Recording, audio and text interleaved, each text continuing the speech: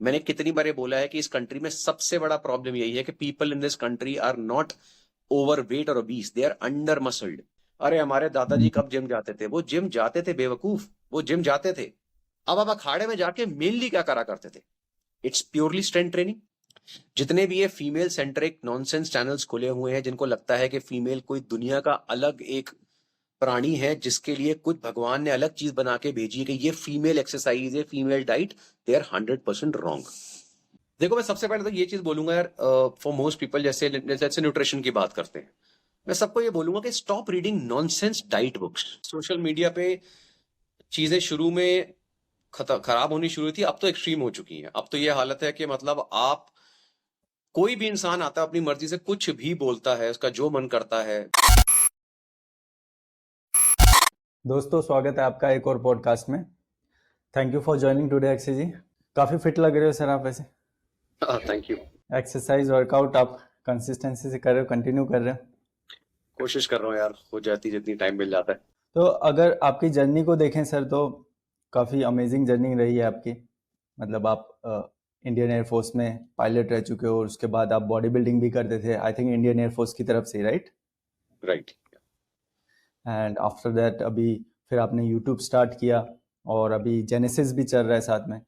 तो अभी भी इतनी सारी चीजें आप कर रहे हो और वो सब करते हुए कैसे आप आपके एक्सरसाइज रूटीन को मैनेज करते हो?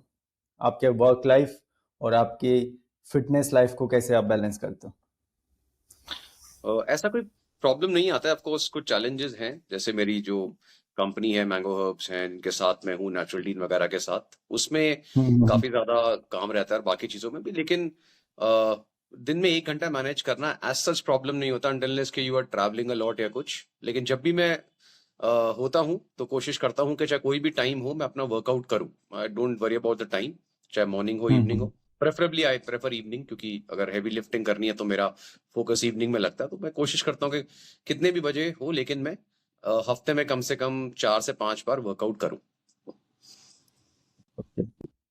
और अगर जैसे एक बिजी पर्सन है, मतलब हमेशा लोगों का जब भी फिटनेस को लेके आता है कि आप एक्सरसाइज करो ये करो तो कहते हैं टाइम नहीं है, हम बिजी हैं। तो हम उसी बिजी पर्सन का एक एग्जांपल ले लेते हैं। तो एक बिजी पर्सन है, काम करता है, फैमिली की रिस्पॉन्सिबिलिटीज भी है और उसके साथ अपने हेल्थ का भी टेक केयर करना चाहता है। तो वो कैसे मैनेज कर सकता है एक्सरसाइज को, या मैनेज कर सकता है नहीं बोलूँगा, वो उसको कितना टाइम स्पेंड करना पड़ेगा एक अच्छी फिटनेस अचीव करने के लिए, या जो उसकी प्रोग्रेस है वो उसमें कंटिन्यू कंसिस्टेंसी बनाए रखने के लिए और ऑलवेज कीप गेटिंग बेटर, उसके लिए उसको क्या करना पड़ेगा, कितना टाइम स्पेंड करना चाहिए? देखो यार, पहली चीज तो लोगों ने ना बहुत ओवर हाइप करा हुआ है हर चीज को। मतलब कैसे टाइम निकलेगा, क्या ऐसा कोई भी मैंने आज तक इंसान नहीं देखा जो ये बोले कि मेरे पास टाइम नहीं है। प्रॉब्लम ये होती है कि लोगों की प्रायोरिटी नहीं है, उनको इंटरेस्ट नहीं है। हम्म। जिस चीज में आपकी लाइकिंग होगी, इंटरेस्ट होगी ना, आप सब कुछ छोड़कर भी उसको करोगे। फॉर एग्जाम्पल, अगर आप किसी बिजनेस में हो या कोई आपका पैशन है जिसे आप फॉलो कर रहे हो, उसे आप इसलिए फॉलो करते हो ना because you like to do it. ठीक है, आप राइट। उसको सब कुछ करने के बावजूद भी उस चीज को परस्यू करते हो। इसी तरह फिटनेस है। फिटनेस कोई टेम्पररी चीज नहीं है जैसे लोगों ने बना दी है कि मैं इस टाइम करूंगा और इतने दिन करूंगा क्योंकि मेरे पास टाइम नहीं है। ऐसा कुछ नहीं है। Fitness is a part of life. जैसे आपके दिन के बाकी चीजें होती हैं, अपने रेगुलर टास्क करते हो आप दिन में, सुबह उठ के या आप नहा रहे हो, आप ब्रश कर रहे हो, आप बाकी काम कर रहे हो, उसी तरह से अगर फिटनेस लाइफ का एक पार्ट बन जाएगा ना, तो फिर प्रॉब्लम नहीं आता है। ओके, अब प्रॉब्लम है कि हम्म। लोगों ने उसको इतनी ज्यादा ओवर हाइप कर दिया हर चीज को कि इतने बजे अगर मैं नहीं खाऊंगा और ऐसे कैलकुलेशंस करके नहीं खाऊंगा, और अगर वर्कआउट मैंने ऐसे नहीं किया, इतने बजे नहीं किया, तो ये सब this is all absolute nonsense. और मैं हमेशा एक चीज बोलता हूँ कि हर एक इंडिविजुअल का अपना लाइफस्टाइल है, उसकी अपनी लाइफ के इश्यूज हैं, अपने स्ट्रेसेस हैं। वो अपने हिसाब से चीजों को मैनेज करे और एक्सरसाइज को एक प्रायोरिटी पे रखे कि भाई कुछ भी हो, मेरे पास 10 बहाने एक्सरसाइज ना करने के, लेकिन एक बहाना है जिसको मुझे यूज करने के, मैंने करनी है एक्सरसाइज। अब वो बहाना आपने ढूंढना है। ठीक है, कुछ हाँ भी हो, क्योंकि बस ये है कि you have to do exercise. Yes, और ऐसे भी होता है ना कि सुबह वर्कआउट करोगे तो आपको अच्छा रिजल्ट होगा, रात को वर्कआउट करोगे तो आपको अच्छा नहीं होगा, ये सब चीजें भी बना के रखी हुई है। तो आई थिंक उसकी वजह से भी मैं लोगों को लगता है कि टाइम। सोशल मीडिया पे चीजें शुरू में खराब होनी शुरू हुई थी, अब तो एक्सट्रीम हो चुकी हैं। अब तो ये हालत है कि मतलब आप, कोई भी इंसान आता है अपनी मर्जी से कुछ भी बोलता है, उसका जो मन करता है, एब्सोल्यूट मतलब क्रैप जिसे बोलूंगा, कुछ भी इंफॉर्मेशन मिल रही है। कोई ये नहीं खाना, उससे ये हो जाएगा, 1 चम्मच चीनी से खाने से आपका इंसुलिन स्पाइक हो जाएगा, ठीक है। फिर वो 2-4 और करेक्टर आते हैं कि अच्छा, कोई कहता है जी रोटी बंद, एक वो कीटो वाली पार्टी घूम रही है, दूसरा कहता है जी अपना क्या कहते हैं, पानी ऐसे नहीं पीना, और वो उसको ऐसे नहीं करना, दही को इतने बजे ऐसे नहीं खाना। ऐसा कुछ भी नहीं है। दुनिया में करोड़ों लोग लाखों करोड़ों तरह से अपना खाना खा रहे हैं, और वो ये जो बोल रहे हैं ना, इनसे 10 गुना ज्यादा खुश और हेल्दी हैं, इनसे ज्यादा ही जिएंगे। ठीक है, हर रोज आपको लोग डराने आते हैं। इसी तरह एक्सरसाइज की बात है, इतने बजे करनी चाहिए, इतने बजे करा। मैंने उनसे पूछा प्रूफ क्या है? अब देखो, किसी से ही पूछा था आपके पास कोई प्रूफ है इस बात का? कोई प्रूफ नहीं है। हमारे जो दादाजी थे वो ऐसे करा करते थे। अरे आपके हम्म, दादाजी का शेड्यूल अलग था। आपके दादाजी मोबाइल फोन पे तो यू बातें नहीं करते थे ना, आप कर रहे हो। तो आप दादाजी के टाइम पे जाके रहो, फिर छोड़ दो मोबाइल फोन। ठीक है, आप थोड़ी छोड़ोगे अपनी गाड़ी, छोड़ोगे अपना कार, अपना व्हीकल थोड़ी छोड़ोगे। दादाजी पैदल चलते थे 20 किलोमीटर, आप चलोगे? राइट। आपसे 200 मीटर नहीं चला जाता। तो क्या रीजन है कि हम लोग फालतू के रीजन जो होते हैं ना, और स्पेशली कुछ बड़ी उम्र के लोग होते हैं, जैसे 50s वगैरह में, उनकी माइंडसेट बहुत ज्यादा ना स्टबर्न हो जाता है। वो सुनना ही नहीं हम्म, चाहते। उनके सामने सही चीज हो रही होगी, नहीं हमें हमें समझ नहीं आ रहा, हमें नहीं पता, हम वही करेंगे जो हमें पता है। ठीक है। अब वो रिजिड हो जाते हैं और वो दूसरों को कंट्रोल करने की कोशिश करते हैं। तो यहाँ सोशल मीडिया पे ऐसे लोग बहुत हैं, जो फेक डॉक्टर बने हुए हैं, फेक आयुर्वेदिक डॉक्टर्स हैं, बहुत सारे हैं। ठीक है। अब यहाँ ये लोग ऐसी मिथ्स फैलाते हैं, इतने बजे नहीं करोगे, उतने बजे। उस बंदे ने जिंदगी में खुद कुछ नहीं करा। राइट। अगर आप किसी एथलीट को देखोगे, एथलीट अगर प्रॉपर प्रोफेशनल एथलीट है, उसका सुबह शाम वर्कआउट होता है। वो ऐसा नहीं कि राइट। सुबह मैंने इतने बजे नहीं किया तो मैं इसलिए मैं चैंपियन बनूं क्योंकि मैंने सुबह इतने बजे वर्कआउट किया। ये सब चीजें सिर्फ लोगों को डराने के लिए और व्यूज गेन करने के लिए होती। आपके पास दिन में 24 घंटे हैं, आपका शेड्यूल है। जब आपको टाइम मिलता है आप एक्सरसाइज करो। अगर आपको लगता है कि शाम को, उसका उसमें भी साइंटिफिक रीजंस होते हैं। बॉडी में फेनोटाइप्स होते हैं, बॉडी टाइप्स होती हैं कि आप you are a morning person या you are a night person. तो अगर आप इवनिंग पर्सन हो, नाइट पर्सन हो, जिसमें जो इंसान 12 बजे के बाद दोपहर को और एनर्जेटिक फील करता है, तो आपके लिए बेस्ट टाइम इवनिंग है। इवनिंग में वर्कआउट करो। ठीक है। Same right. चीज मॉर्निंग वालों के साथ है। So it really doesn't matter. The best time to workout is when you can. आपने जैसे अभी बात की कि अब तो सोशल मीडिया पे मिस इन्फॉर्मेशन और भी बढ़ चुकी है, तो उसमें मुझे याद है, आई थिंक आपने आपका जो यूट्यूब चैनल है वो स्टार्ट किया था 6 और 7 ईयर्स अगो, राइट? हम्म। मैं तब से आपके वीडियो देख रहा हूँ, मतलब आपकी स्टार्टिंग जो वीडियो जब आप करते थे अपलोड, उस टाइम आपसे इंट्रोड्यूस हुआ था मैं यूट्यूब के थ्रू, और तब आपके वीडियो देखता था। तो आपके एक दो वीडियो, एक तो शुगर पे डाला था आपने कि little bit sugar is okay, और उसके बाद एक और डाला था ये वाला कि chewing gum doesn't help you with reducing या। Face fat. हाँ, हम्म। काफी वीडियो का इंट्रोडक्शन बहुत तगड़ा दिया था आपने कि कभी कभी मुझे लगता है कि मैं अगर लोगों को कन्विंसिंगली बोलूं कि रात को 2 बजे उठ के दीवार पे सर मारोगे तो फैट लॉस होने लगेगा, तो लोग करने लगेंगे। या। तो और उसमें आपने ये भी बोला था कि मुझे ऐसे क्वेश्चन आए थे जब कि च्युइंगम खाने से फेस फैट कम होता है, तो मुझे लगा मजाक कर रहे हैं लोग। तो उसके बाद अभी तो किस तरीके के क्वेश्चन आते होंगे फिर आपको? यार ये मिथ खत्म नहीं होती हैं। ये अगर मिथ कोई खत्म करने की कोशिश करता है, तो एक तो ये देखो, मिथ का सबसे बड़ा प्रॉब्लम ये होता है कि अगर कोई गलत फहमी और गलत इंफॉर्मेशन किसी इंसान के दिमाग में घुसा दो ना एक बार आप, तो वो फिर निकलनी बहुत मुश्किल है। क्योंकि हम्म। अब फॉर एग्जाम्पल मैंने बताया था, जैसे काली बिल्ली रास्ता काट जाती है, राइट? ये बोलते हैं काली बिल्ली रास्ता काट गई। और बेचारी बिल्ली कहीं जा रही होगी, हो सकता है तुमने उसका रास्ता काटा हो। ठीक है। उसका बेचारी का दिन खराब हो जाएगा तुम्हारी वजह से। लेकिन अब राइट। ये सारी सबको पता है भाई, ये फालतू की इंफॉर्मेशन है, मिथ्स हैं। लेकिन प्रॉब्लम क्या आता है कि ये आज भी जिसको पता भी है कि यार ये फालतू चीज है, अगर उसके सामने से बिल्ली निकल जाए ना, तो उसके दिमाग में भी एक बार के लिए डर आ ही जाएगा कि यार ये क्या हो गया। ठीक है, चाहे वो बिल्कुल प्रैक्टिकल इंसान हो, लेकिन 1 मिनट के लिए लगता है कि यार ये क्या हुआ है। ठीक है। अब ये क्यों हुआ? क्योंकि वो मिथ इतनी अंदर घुस चुकी है कि उसे निकालना बड़ा मुश्किल है। तो सेम चीज फिटनेस और हेल्थ और न्यूट्रिशन मिथ्स के साथ आता है। ये एवरग्रीन मिथ्स है, ये खत्म नहीं होती। हर राइट। कुछ दिनों में कोई नया इंसान ऐसा नॉनसेंस से वीडियो लेकर आ जाता है, फिर कुछ टाइम कोई उसे बस्ट करता है, फिर दोबारा कोई नया इंसान आ जाता है। ठीक है। आप मेल फीमेल दोनों की ये हालत है। फीमेल इन्फ्लुएंसर्स को ऐसे केस पे थोड़ा ज्यादा देखोगे, ये वाली मिथ्स जो है कि ये वाला कर लो, यहाँ से इस पोर्शन का फैट निकल जाएगा, यहाँ फेस का राइट फैट राइट। निकालने के लिए ये वाली योगा कर लो उसके लिए। दिस इज, ये सारी चीजें साइंटिफिकली बहुत क्लियरली बस्ट हो चुकी है। और साइंटिफिकली बस्ट करने का मतलब ये होता है कि भाई उन्होंने रिसर्च करी, स्टडीज करी, चेक करा ये और उनको क्या प्रॉब्लम है, अगर ये चीज काम कर रही है तो बता देंगे भाई काम करती है। लेकिन एग्जैक्ट। अनफॉर्चुनेटली उसका अब क्या है कि अब आपने व्यूज गेन करने हैं, और आपको पता है कि सोशल मीडिया पे पढ़े लिखे लोग शायद 10-20% है, 80% है नुस्खे वाले। ठीक है कि भैया हमें रात रात में ये कर दो, तो फिर वो आती हैं, वो जो लेडीज हैं वो सारी सोशल मीडिया इन्फ्लुएंसर हैं, वो ये बेली फैट ड्रिंक है, ये डिटॉक्स कर देगी, ये यहाँ से वो निकाल देगी, all that nonsense is on. ठीक है, या फिर आप राइट। फिर स्पेसिफिक थॉट पैटर्न वाले आते हैं, मतलब बायसेस क्या होता है कि सेट इन हो जाते हैं। जैसे किसी ने बोला कि भाई मेरा ये बिलीफ सिस्टम है, मैं इसी में मानता हूं, तो उसको लगता है कि भाई सारी दुनिया पागल है। जैसे आजकल कुछ कीटो वाले मेंटल आए हुए हैं इस कंट्री में, बहुत है। अब उनको लगता है दुनिया में कार्ब्स ही क्यों हैं, फ्रूट वेजिटेबल है ही क्यों, ठीक है, सारी दुनिया कीटो होनी चाहिए, ये कंट्री पागलों की कंट्री है। मतलब ये कंट्री हजारों सालों से जो एक डाइट पैटर्न फॉलो कर रही है, सब गलत है, क्योंकि कीटो होना चाहिए। जबकि स्टडीज आर वेरी क्लियर उनके अगेंस्ट जो वो बोल रहे हैं, लेकिन एक बायस सेट कर लिया। अब क्या होंगे, अब जो कुछ उनके फॉलोअर होंगे ना, जो इसी तरह का थॉट पैटर्न लेकर आते हैं, वो वहां पर कमेंट करते हैं कि हाँ हाँ you are right, you are this, you are that.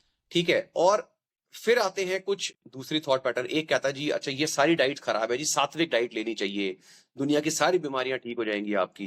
काफी ठीक है, फेमस चल रहा है ये ट्रेंड अभी, हाँ नहीं फेमस सात्विक क्या है, ये वाला। सारे हाँ कार्टून्स हैं, बहुत सारे पागल हैं ऐसे। ठीक है, तो अब इनसे ये पूछ लो ना कि ठीक है, अब इसका प्रूफ प्रूफ नहीं है तो चलो कम से कम कोई न्यूट्रिशन बुक होगी, कहीं कुछ लिखा होगा, दिखाओ। कुछ नहीं, कोई हम्म। इन्फॉर्मेशन नहीं, सब घर बैठकर चलो व्यूज गेन करते हैं। आजकल ये नया ट्रेंड चला हुआ है लोगों को बेवकूफ बनाने का, तो ये यूज करते हैं। तो प्रॉब्लम क्या है कि न्यूट्रिशन की स्टडीज जो है वो बहुत क्लियर है, साइंटिफिक स्टडीज हैं, उसमें थोड़ा बहुत ऑफकोर्स राइट एंड रॉन्ग होता रहता है, टाइम के साथ चेंजेस आते रहते हैं। लेकिन कोई भी आप बुक उठा के देखो, स्पेशली इंडियन न्यूट्रिशन बुक्स जो हैं, उसमें हर चीज की बहुत क्लियर एक इन्फॉर्मेशन है कि किस तरह से बैलेंस डाइट को हमने मेंटेन करना है, और अगर आपके साथ ये प्रॉब्लम है उसमें क्या चाहिए क्या नहीं चाहिए, सिंपल। ठीक है, लेकिन यहाँ पर लोगों ने क्या करा हुआ, जैसे बताया ना, उन्होंने मिथ्स फैलाने के लिए, व्यूज गेन करने के लिए एक स्कूल थॉट पकड़ लिया कि यार यहाँ पे मैं करूंगा ना ये वाला थॉट पैटर्न पे वीडियो बनाऊंगा तो मेरे को जनता फॉलो करेगी। ठीक राइट। है ना, तो आपने क्या करा, आपने वही, जैसे पॉलिटिक्स में ना भड़काऊ भाषण आपने देने शुरू करे, या आपने एक पर्टिकुलर कुछ नॉनसेंस बोलना शुरू करा किसी के अगेंस्ट, तो एकदम आपके पास व्यूज आने शुरू होंगे। तो ये वही लोग हैं। एग्जैक्ट, सही है। ठीक है, तो ये है, तो ये दिस इज ये चलेगा यार, सोशल मीडिया पे इसे रोक नहीं सकते, क्योंकि बंदर के हाथ में उस्तरा है सोशल मीडिया। एक जैसे बंदर होता है ना, वो यूज कर रहा है सोशल मीडिया का, तो भाई उनको कुछ नहीं आता, पढ़ाई हमने करी नहीं, हमने किताब हमने कभी उठाई नहीं, सुनना हम किसी की चाहते नहीं, ना हमें कुछ आता है ना हम कुछ करने लायक हैं, तो क्या करें, चलो सोशल मीडिया बढ़िया फ्री फंड में है, अच्छा खासा, और लोगों को बेवकूफ बनाते हैं यार। Let me give you the best biggest example of, मतलब ऑफ सोशल मीडिया बोल लो या आप, हाँ सोशल मीडिया ही है। Tell me one show which shows the kachra of the Indian society. मतलब अगर बच्चों को पढ़ाना हो ना कि बेटा देखो, इस कंट्री में अगर तुम्हें उल्टे सीधे लोगों से, बेवकूफों से, वेलों से, थर्ड ग्रेड धरती पर बोझ सिटीजन से, इनसे बचना है ना, तो बिग बॉस देखो, दिखाओ उनको बिग बॉस, देखो ये है सोसाइटी का कचरा, देखो सारे एक साथ इकट्ठे हुए हैं। अब आप सोचो, एक टाइम आता था जब हम अपने बच्चों को इन्फ्लुएंस करते थे यार, हमारे टाइम पे ये सब नहीं होता था, नॉनसेंस नहीं होता था ये।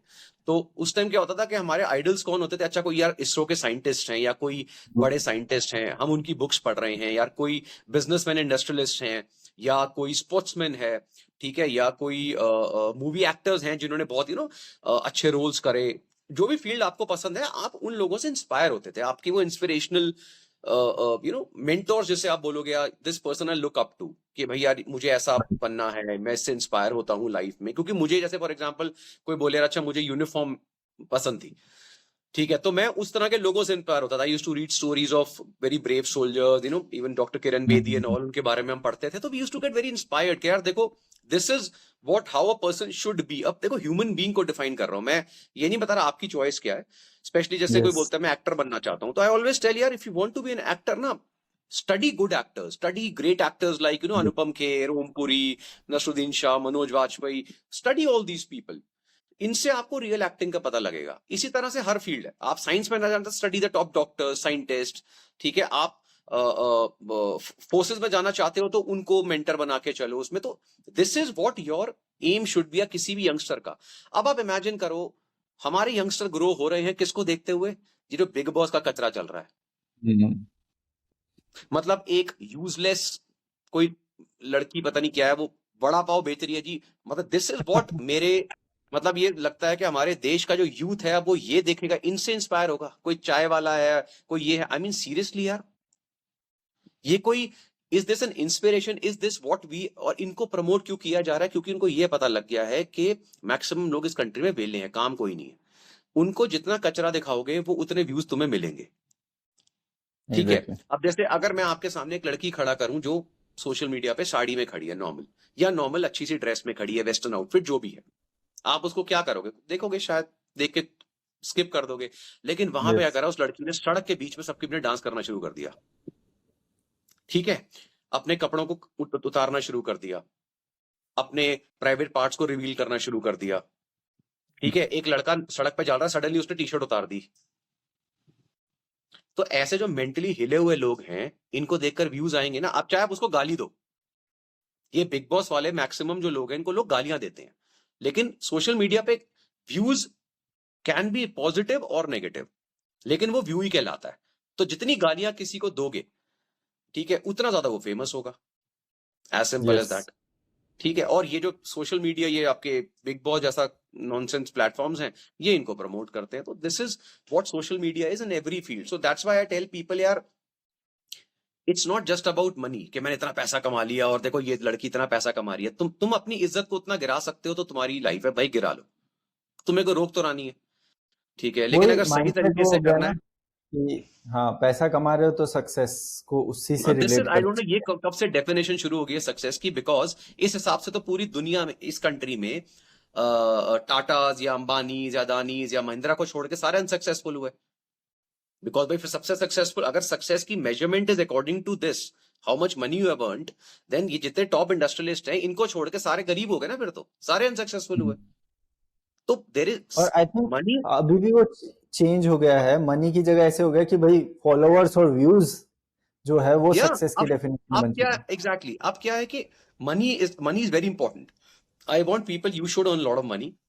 अगर आप you are from a low middle class family, you should try to rise up, earn lot of money, be a millionaire, billionaire, बिल्कुल बनो, लेकिन अपनी वैल्यूज के साथ बनो ना यार. ठीक है, you need to, human beings need to build certain values in them. They have to have a certain type of personality.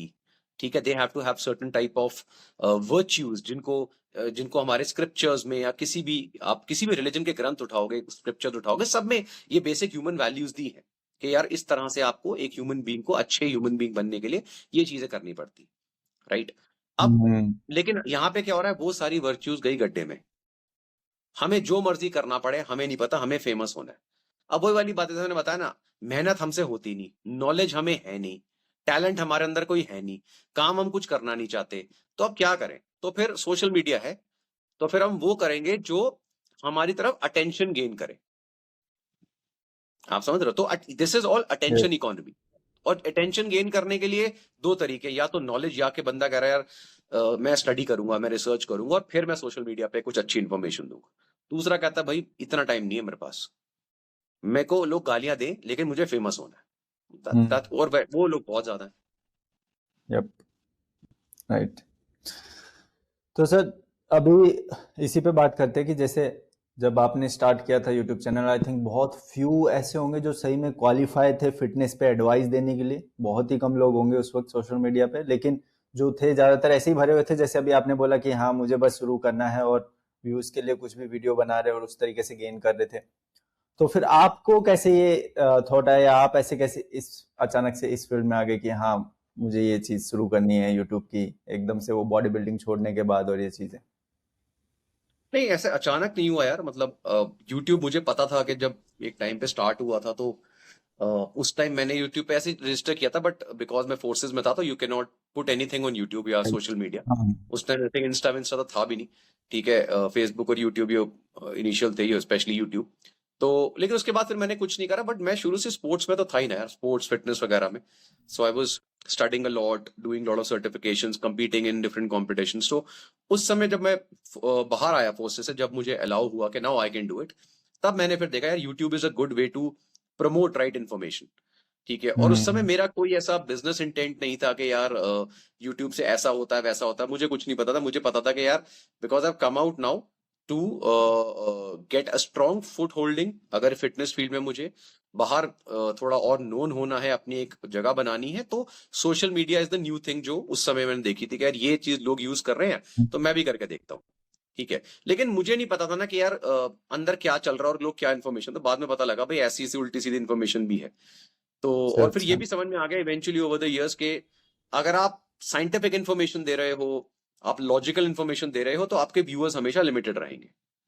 Right. ठीक है ना। कल को मैं बता दूं अच्छा ट्राइसेप अगर का कोना, अगर ये वाले कोने को ऐसे करके ग्रो करना है, फिर देखो आप व्यूज। ठीक है, तो वो मैं नहीं कर सकता। सो अभी भी आप देखोगे I have decent views, I have a consistent increase in my followers वगैरह, लेकिन ये जितने भी लोग आते हैं they are all very sensible people, वो उनके क्वेश्चन से पता लगता है, they right. Want to watch such videos. तो स्लो एंड स्टडी। वो राइट राइट। वो ऐसा ही है ना, फिटनेस को लेके या हेल्थ को लेके इंडिया में हमेशा से ऐसे ही है कि पड़ोसी भी एडवाइस दे के चले जाते हैं कि भाई पेट दर्द हो रहा है, सुबह उठो, क्या कुछ नहीं होता पेट दर्द, सुबह गर्म पानी में नींबू डाल के पियो, पेट दर्द चला जाएगा, पेट की चर्बी कम हो जाएगी। हाथ फ्रैक्चर हो गया, अरे कुछ नहीं होता, हाथ फ्रैक्चर, नींबू पानी पियो, फ्रैक्चर ठीक हो जाएगा, पेट की चर्बी भी चली जाएगी। क्या चाचा मर गए, चाचा को नींबू पानी पिला दो, जिंदा हो जाएंगे, पेट की चर्बी भी चली जाएगी। हाँ वो चल मतलब रहा है, राइट। हाँ, हर चीज को पेट की चर्बी के साथ कनेक्ट करके, और पड़ोसी भी एडवाइस देके चला जाता है, तो फिटनेस को लेके यार देखो इट्स लोगों वेरी का। सिंपल। आप हम्म। यहाँ पे क्या है, मैंने बताया ना एडवाइस फ्री है। इस कंट्री में लोगों को एडवाइस देने का बहुत शौक है। अब तो उनको ऑफिशियल प्लेटफॉर्म मिल गया सोशल मीडिया। ठीक है भैया, हमने अब पूरी जिंदगी दूसरों को फालतू की एडवाइस देते रहे, अब एक काम करते हैं, अब हम प्रॉपर सोशल मीडिया पे और लोगों को ऐसी फालतू एडवाइस देंगे। ठीक है, राइट। तो और उससे क्या होता है कि ये लोग जब सोशल सोशल मीडिया पे आते हैं ना, तो अनफॉर्चुनेटली काफी सारे लोग इनको फॉलो भी करने लग जाते हैं, इनकी एडवाइस हम्म। मानने लगते हैं, फिर वो सफर करते हैं। और एक और तो प्रॉब्लम है जो इंडिया में सबसे बड़ी है ना, कि हमारे को बचपन से ना क्वेश्चनिंग करना नहीं सिखाया गया। हम्म। ये चीज मैं इसलिए कह रहा हूं क्योंकि ये हमारा एजुकेशन सिस्टम नहीं है। इंडियन एजुकेशन सिस्टम जो एक्चुअल था, वो सारा क्वेश्चनिंग पे बेस्ड था, वो सारा रीजनिंग पे बेस्ड था। ये जो मॉडर्न एजुकेशन सिस्टम है ना, इसमें स्पेशली इंडिया में, इनमें क्वेश्चनिंग नहीं सिखाई जाती कि भैया चुपचाप जो बोल रहे हो उसे फॉलो करो, रटो और एग्जाम में उल्टी कर दो जाके, this is hmm. How the system is. तो जब क्वेश्चनिंग तुम्हारे दिमाग में नहीं है, तो जब तुम सोशल मीडिया पे कोई चीज देखते हो ना, तो तुम क्वेश्चन भी नहीं करते कि ठीक है यार सोशल मीडिया पे बंदे ने स्टार्ट करा है चैनल, तो ठीक ही बोल रहा होगा। This is how people are. मैंने हम्म। लोगों से सुना है, वो कह रहे यार देखो सोशल मीडिया पे है तो ठीक ही बोल रहा होगा। मैंने कहा यार सोशल मीडिया पे ठीक बोल रहा हो कैसे, ये कौन सा लॉजिक है। मेरे कमेंट सेक्शन में लोग आके लिखते आ रहे तुम्हें कुछ नहीं पता, जाके गूगल पे देख लो। मैंने कहा मतलब No. तुम्हारे हिसाब से गूगल पे मैं सर्च करूंगा तो वो सही होगा, कोई आंसर को तो, इसलिए यू कांट एक्सप्लेन पीपल। जितना कर सकते हो आप खुद अपनी साइड से सही इंफॉर्मेशन दे सकते हो, अब जिसको मानना है माने, समझना है समझे। राइट। तो बहुत बार ऐसे होता है कि लोग एक अच्छा खासा फिटनेस गोल अचीव भी कर लेते हैं, लेकिन लाइफ हैपेंस, उसके बाद कुछ चीज़ें होती है, तो वापस से ऐसा फेज आ जाता है कि वेट गेन हो गया, पुट ऑन हो गया, ऐसा गया। तो आपके साथ कभी ऐसा आया, कभी ऐसे फेज में आप आए कि जब एक्सरसाइज भी बंद हो और वापस से वेट गेन वगैरह हो रहा है, और अगर हुआ तो फिर कैसे उस फेज को कैसे डील करते हो?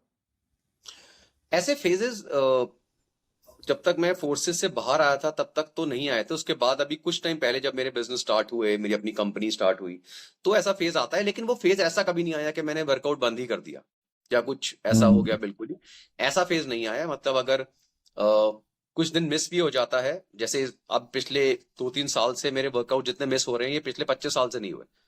लेकिन वो इसलिए हो रहे हैं because I have companies to handle, I have work to do, I have research to do, I have my kids, my family.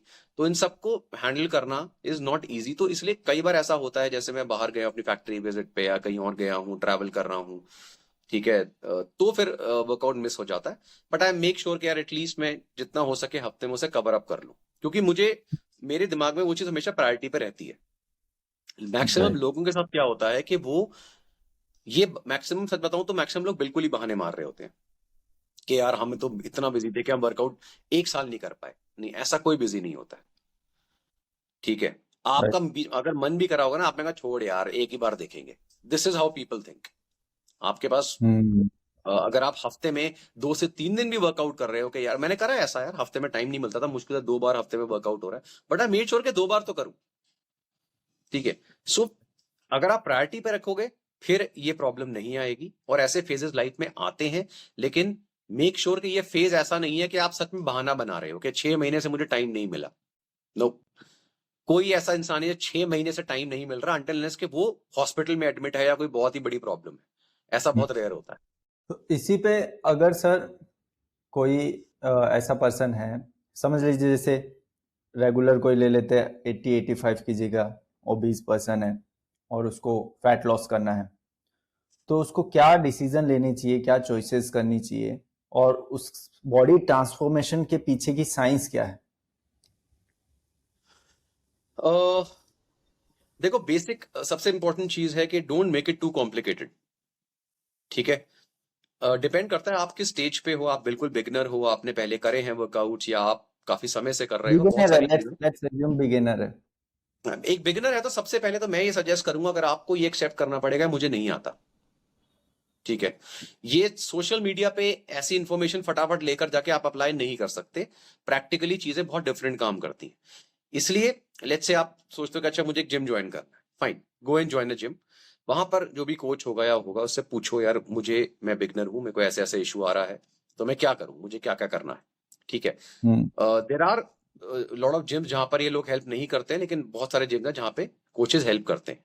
नहीं है तो ऑनलाइन हम्म। ट्रेनिंग, ऑनलाइन आप ट्रेनिंग ले सकते हो, ताकि आपका टाइम वेस्ट ना हो। एक अच्छे कोच के अंडर जब इनिशियली आप स्टार्ट करोगे, जैसे आप किसी भी फील्ड में करते हो, you need a teacher, you need a mentor, कि भाई ऐसा करना है, डाइट को ऐसा रखना है, वर्कआउट्स को ऐसा करना है, ऐसे प्रोग्रेस करना है। ठीक है, और आपके कोई हम्म। डाउट्स आ रहे हैं तो वो उस इंसान से आप पूछ सकते हो। ये होना बहुत जरूरी है। नहीं तो क्या होता है, मैक्सिमम लोग टाइम वेस्ट करते रहते हैं। 6 महीने राइट। होगा, साल हो गया, रिजल्ट नहीं आ रहे, फिर वो पूछते हैं यार मेरा तो कॉन्फिडेंस ही लो हो रहा है क्योंकि मुझे लगता है कोई प्रॉब्लम है मेरे में। कोई प्रॉब्लम नहीं है। हम्म। मैक्सिमम लोगों में कोई इशू नहीं है, मैक्सिमम लोगों के साथ प्रॉब्लम इज रॉन्ग गाइडेंस। ठीक है, तो right. Have a coach, have a mentor, उससे आप सही गाइडेंस लो। और क्वेश्चन करो, चीजों को पूछो, समझो चीजों को, थोड़ा सा एक इंक्विजिटिव नेचर रखो कि मुझे चीजों के बारे में जानना है। एंड देन उसके बाद सारी चीजों को हटा दो, तो सबसे उस सारी चीजों को मिलाकर, आई मीन जो क्रक्स होगा दैट इज कंसिस्टेंसी। अगर आप कंसिस्टेंट हो, इररिस्पेक्टिव आप कैसे कर रहे हो, क्या कर रहे हो, अगर कंसिस्टेंट हो, then things are much better. Result आपको हमेशा आएंगे ही आएंगे। हम्म। उसमें भी ऐसे होता है ना कि लोग, अगर किसी को स्टार्ट करना है तो मेजोरिटी ऑफ लोग पहले क्या करते हैं, पहले यूट्यूब पे सर्च करना शुरू करते हैं कि मैं क्या डाइट फॉलो करूं, 30 दिन में मेरा वजन कैसे कम हो जाए, 40 दिन में मैं 10 किलो वजन कैसे कम कर लूं, क्या सप्लीमेंट यूज करूं, कौन सा फैट लॉस में सप्लीमेंट मुझे हेल्प करेगा, इस तरीके की पहले उनकी सर्चेज ये रहती है, पहले उस डायरेक्शन में जाने लग जाते हैं और फिर वहां पे वो अपने 5-6 महीने बर्बाद कर देते हैं। हम सिर्फ बोल सकते हैं ये मत करो, ठीक है, लेकिन लोगों को आप नहीं समझा सकते। ना सारे लोग हमें सुनेंगे इन चीजों के बारे में, तो जो भी सुन रहे हैं उनको बता रहे हैं, लेकिन जो नहीं सुन रहे, यू कांट, वो उनको भुगतने दो। 6 महीने साल भुगतेंगे अपने आप, फिर लाइन पे आ जाएंगे। ठीक है, क्योंकि उनको लगता है कि, क्योंकि देखो this is what people do भाई। जिस बच्चे के नंबर नहीं आते वो भी ऐसी वीडियो ढूंढ रहा होता है, 30 दिनों में 90% कैसे लेकर आए। ठीक है, तो यस, ये ये वही अच्छा एग्जाम्पल एटीट्यूड था। है। मतलब कुछ भी, इन लोगों के, सब लोगों के दिमाग में ना, इंक्लूडिंग हमारे भी, कि एक चीज इनग्रेन कर दी कि कोई तो शॉर्टकट होगा यार, कोई तो ऐसी चीज होगी जो हम, दुनिया को पता है, शायद उसने तो, जो रात रात में उसकी ऐसी फिजिक बन गई, उसने कुछ तो करा जो हमें नहीं पता। चलो वो नेट पे वो सीक्रेट ढूंढते हैं, और फिर वो सीक्रेट ढूंढने वाले तो बहुत वीडियोस है ही ना, वो आपको ऐसे सीक्रेट राइट। बताएंगे, हाँ हम करा देंगे जी, ऐसा हो जाता है इतने महीनों में, इतने दिनों में, बाइसेप ऐसे बढ़ा लो, यू नो थाई फैट ऐसे कम कर लो, उसको ये कर लो। और उनको मिल जाते हैं ऐसे वीडियो, करने दो, उनको रिजल्ट आते नहीं है। उसके बाद फिर 6 महीने, 8 महीने, साल जब रोते हैं, तब उनको समझ में आता है, फिर वो ढंग के बंदे से पूछते हैं, फिर उनको डायरेक्शन मिलती है। इस पे ही ऐसे वीडियोस बने हुए हैं ना यूट्यूब पे बहुत सारे, मतलब ऑब्वियसली जब फिटनेस वाला टॉपिक ट्रेंड कर रहा होता है तो ऐसे बहुत से वीडियो आते हैं जिनमें फैट टू फिट के वीडियो होते हैं, वो अपनी जर्नी बताते हैं कि मैं ऐसा था और अब ऐसा हो गया। मतलब ऐसा है कि चैनल है उनका किसी और नीश पे बेस्ड, वो बना रहे थे पहले फाइनेंस से रिलेटेड वीडियो या फिर हिस्ट्री और एजुकेशन से, दूसरे एजुकेशन टॉपिक से रिलेटेड वीडियो। सडनली वीडियो आता है उनका कि ऐसे था, मैं मोटा था और अभी मैं ऐसे फिट हो गया, इस एज में मैं ऐसे फिट। ऐसे लोगों को दुग्गल साहब कहते हैं। ये जो दुग्गल साहब है ना, ये ऐसे इंटरनेट पे बहुत सारे हैं। ये एक दिन तुम्हारे को शेयर मार्केट के बारे में बता रहे होंगे, दूसरे दिन तुम्हारे को बिजनेस के बारे में, तीसरे दिन तुम्हारे को डाइट बता रहे होंगे, चौथे दिन तुम्हारे यस। को ये स्पेस साइंटिस्ट बन जाएंगे, नेक्स्ट दिन ये सिविल सर्विसेज के बारे में बता रहे होंगे, नेक्स्ट दिन ये लॉयर बन जाएंगे। ये हर रोज चेंज होते हैं, कार्टून होते हैं, ऐसे होते हैं। ऐसे कि आपने सोशल मीडिया पे चैनल देखे होंगे, उनपे ऐसे ऐसे टॉपिक हो जिनका ना तो कोई आपस में लिंक है, ठीक है, ना ये जो बोल रहे हैं उनके बारे में खुद को कुछ पता है क्या बोले जा रहे हैं, ठीक है, लेकिन इनको पता है ऐसी नॉनसेंस देने से जो अनपढ़ जनता में फॉलो कर रही है ना, वो खुश होती है।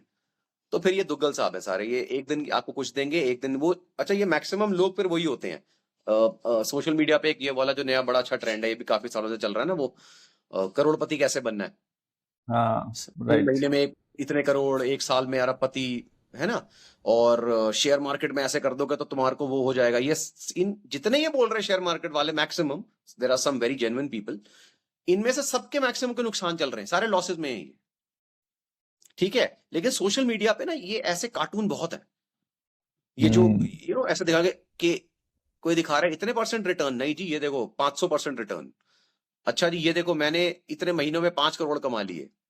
अब जिस बेचारे आदमी की 5,000 रुपए की सैलरी नहीं है, 10,000 की सैलरी नहीं है, वो ऐसे वीडियो देख के अट्रैक्ट होता है ना, यार इसने क्या बोला एग्जैक्टली। है ना। मेरा कोर्स कर लो, मिलियनियर कोर्स, पता है ऐसे कोर्सेज हैं, करोड़पति बनाने के कोर्स, ठीक है, और करते हैं लोग करोड़पति ऐसे को कि कोर्स क्यों बेच रहे हैं? हाँ हाँ बहुत सारे हैं ऐसे, बहुत सारे ऐसे लोग हैं। अच्छा मैं तुम्हारे को देखो इंस्टाग्राम पे मैं तुम्हारे फॉलोअर बढ़वा दूंगा, मैं तुम्हारा यूट्यूब पे कोर्स है, ये कोर्स वो कोर्स, ठीक है यार, these are all marketing tactics. जिसको लगता है इसको करने से आपको फायदा मिलेगा, कर लो, देख लो, बन जाओ करोड़पति कोर्स देख के।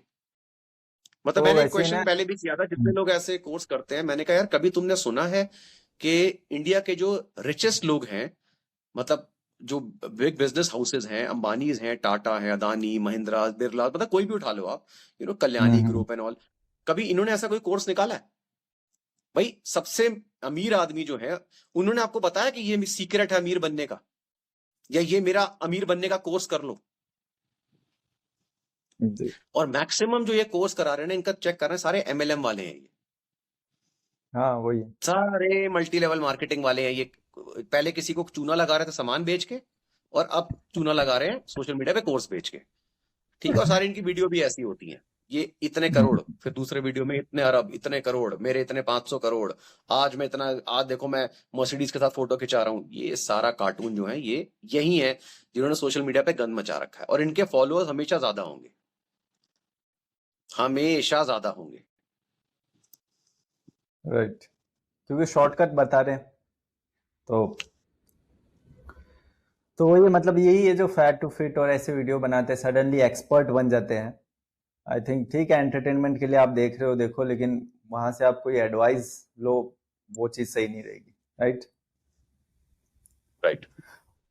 और अगर ठीक है, तो जैसे अपने फैट लॉस या इसमें भी फेजेस होते हैं। एक फेज होता है, जैसे हम अभी वो बिगिनर वाली की बात कर रहे थे, तो बिगिनर स्टार्ट करता है, ठीक है, स्टार्टिंग में उसने थोड़ा नॉलेज इकट्ठी करनी शुरू की, रिजल्ट आने लग गए, अच्छा लग रहा है उसे, गुड लग रहा है, and he want to continue the programme. लेकिन फिर एक फेज आता है, अगर वो खुद से कर रहा है, कोच से नहीं कर रहा है तो भी, तो एक फेज आता है जहां पे स्टक हो जाते हैं, जिसे हम प्लेटो भी बोलते हैं।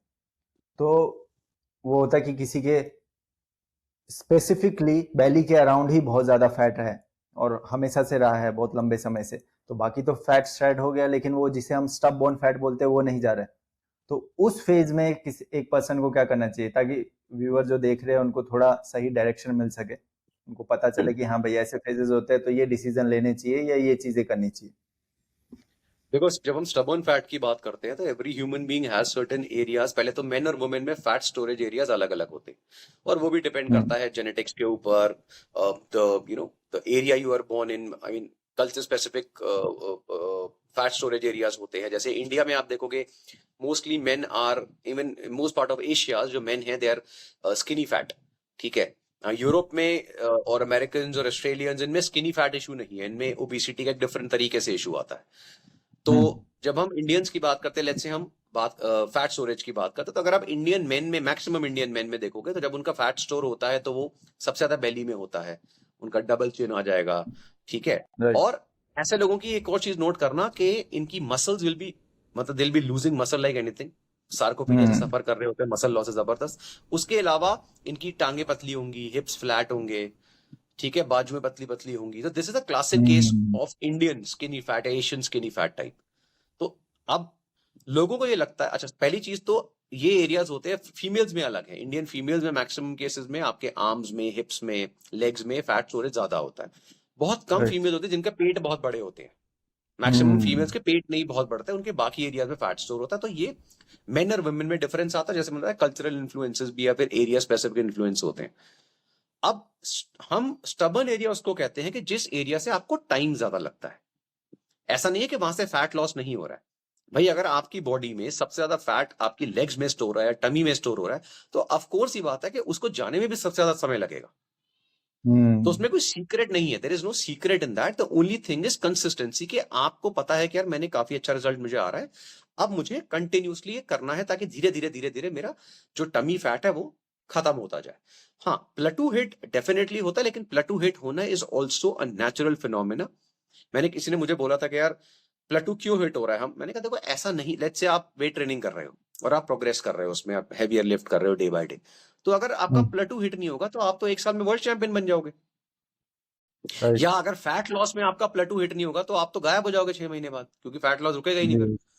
इसलिए there is always the graph of transformation is never ऐसे या ऐसे नहीं होता है, it's always up and down, up and down, up and ठीक है। Down. And that's how it is. So plateau break करने के तरीके होते हैं, फॉर एग्जांपल कैलोरी आप जो भी इनटेक कर रहे हो उसमें चेंजेस, आपके वर्कआउट में प्रोग्रेशन, आपके जो बाकी एस्पेक्ट्स हैं लाइफ के, यार किसी और चीज में तो मुझे प्रॉब्लम नहीं आ रही कि कहीं मैं मेरी स्लीप बहुत ज्यादा खराब है, या मेरे घर में कोई और स्ट्रेसफुल बहुत इश्यू चल रहा है जिसकी वजह से बॉडी में मेरे जो स्ट्रेस हार्मोन्स है वो बहुत बड़े हुए हैं। तो there can be multiple issues जिनको हमें टाइम टू टाइम टैकल करना होता है, राइट। कि वर्कआउट में अगर मुझे चेंजेस करने हैं कैसे करने हैं, डाइट में क्या मुझे बहुत ज्यादा और डेफिसिट में जाना चाहिए नहीं जाना चाहिए, ठीक है।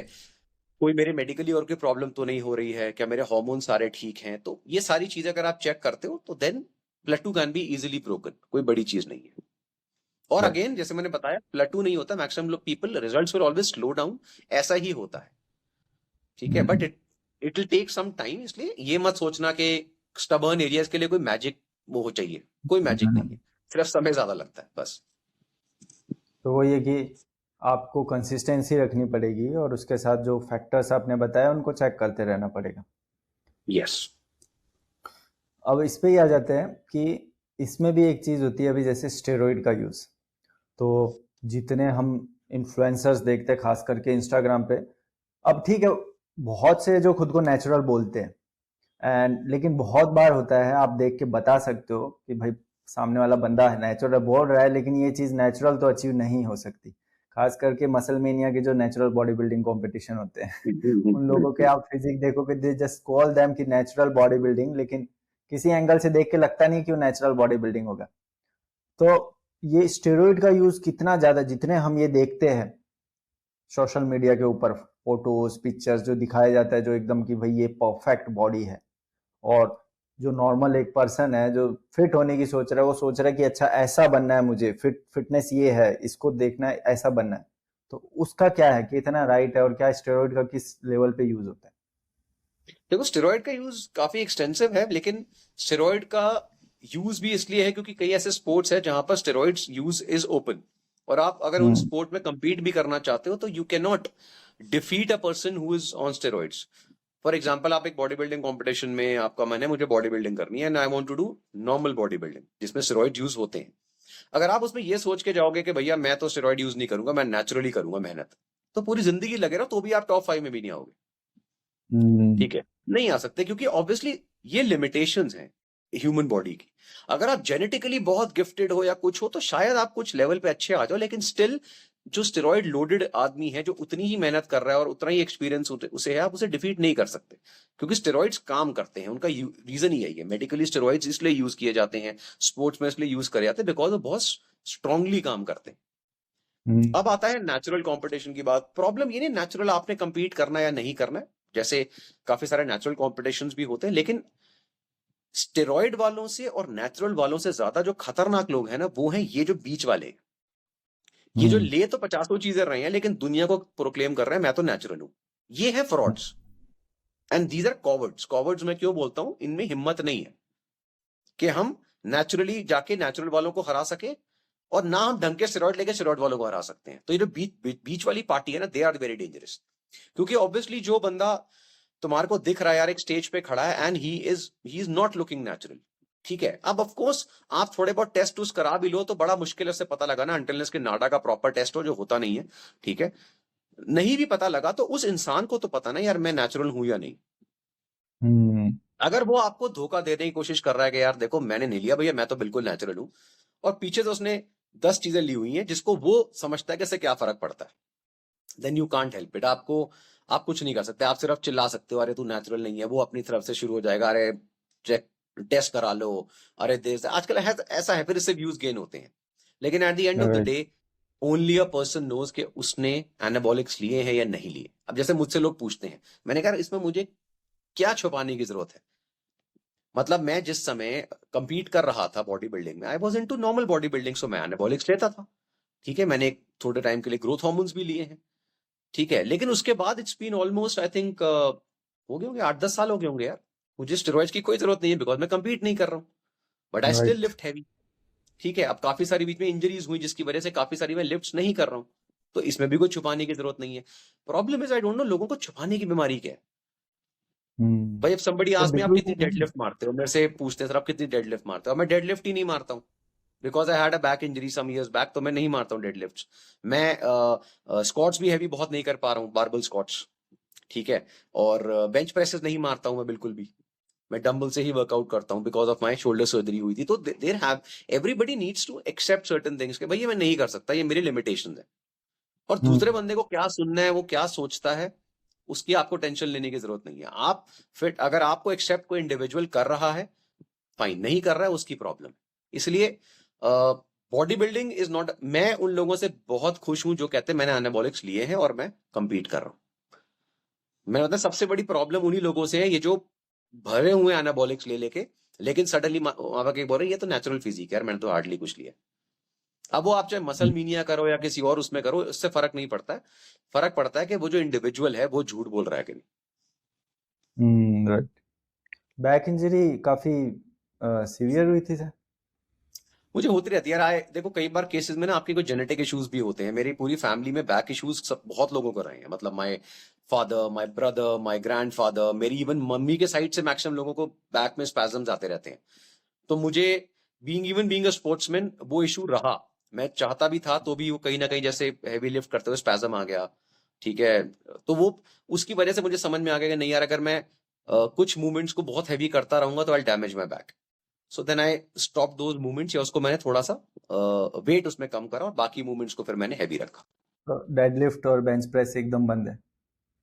मैं करता नहीं बेंच प्रेस, तो इट्स बीन ऑलमोस्ट 10 years शायद मैंने नहीं करा। डेडलिफ्ट में बीच में कर रहा था, लेकिन उसके बाद फिर डेडलिफ्ट भी मैंने छोड़ दिया, because again with the back issue. मतलब कर लेता हूँ ऐसा नहीं है, लेकिन मैं हैवी नहीं चाहता, मुझे कुछ ऐसा कुछ फर्क नहीं पड़ता उससे। मुझे भी हुई अभी बैक इंजरी, डिस्क बल्ज, और हम्म, वो बीजेजे करते हुए, तो मैं बीजेजे करता हूँ और उसमें हो गई। तो डॉक्टर का कहना है कि 45% वो जेनेटिक्स की वजह से ही हुई है।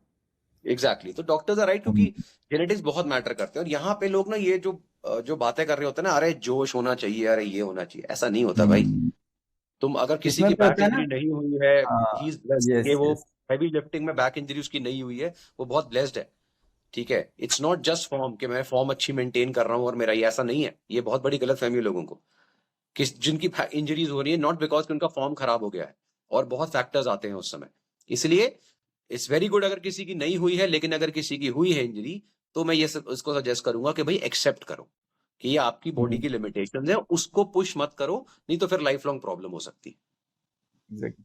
अब इसमें भी है ना कि जैसे अभी आप कह रहे हो बैक इंजरी हुई तो डेडलिफ्ट नहीं करते या बेंच प्रेस नहीं करते, तो ये कुछ पर्टिकुलर एक्सरसाइजेज है जिनको एकदम यूं बनाया हुआ है कि ये करोगे तो ही आप वो एकदम स्ट्रेंथ बढ़ा सकते हो, कि भाई हाँ वो डेडलिफ्ट नहीं करते हाँ, या वरना देखो अब फिट ये हो जैसे ही नहीं सकते। एक वो ट्रायो कहते हैं ना कि bench press, squats and deadlifts, कि भाई ये बेसिक है। Yeah. एंड इसमें कोई डाउट भी नहीं है कि ये जो एक्सरसाइजेस हैं दे आर वेरी गुड। जब आप स्टार्ट करते हो तो ये आपकी बेसिक स्ट्रेंथ मेजर करने के लिए बहुत अच्छी एक्सरसाइज है, सब लोग इसमें प्रोग्रेस कर सकते हैं।